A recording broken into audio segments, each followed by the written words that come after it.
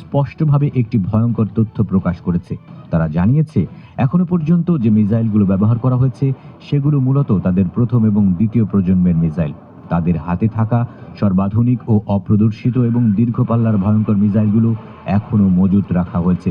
পরবর্তী ধাপের সামরিক অভিযানগুলোতে সেই উন্নত প্রযুক্তির মিসাইলগুলো ব্যবহার করে সম্পূর্ণ নতুন ধরনের হামলার ব্লুপ্রিন্ট প্রস্তুত করেছে তেহরান।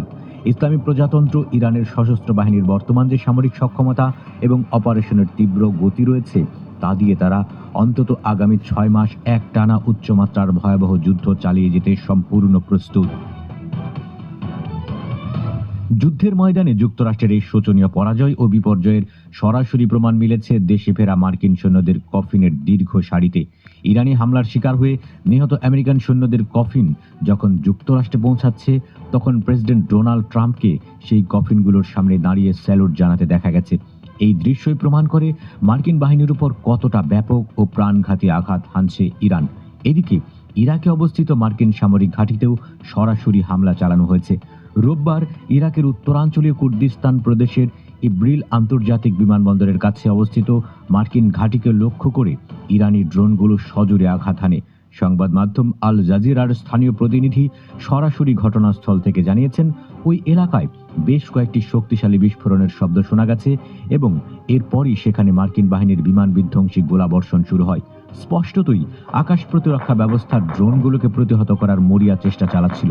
তবে এই হামলার ক্ষয়ক্ষতি নিয়ে মার্কিন যুক্তরাষ্ট্র বা ইরাকি কর্মকর্তাদের পক্ষ থেকে তাৎক্ষণিকভাবে কোনো মন্তব্য পাওয়া যায়নি, যা তাদের চরম হতাশা এবং ক্ষয়ক্ষতির বিশাল আকার গোপনের একটি ব্যর্থ চেষ্টা ছাড়া আর কিছুই নয়।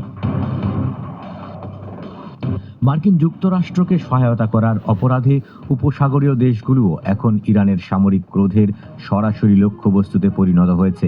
বিশেষ করে সৌদি আরব এবং কুয়েতে মার্কিন স্বার্থ ও সামরিক লজিস্টিককে কেন্দ্র করে এই ধ্বংসাত্মক হামলাগুলো পরিচালিত হচ্ছে।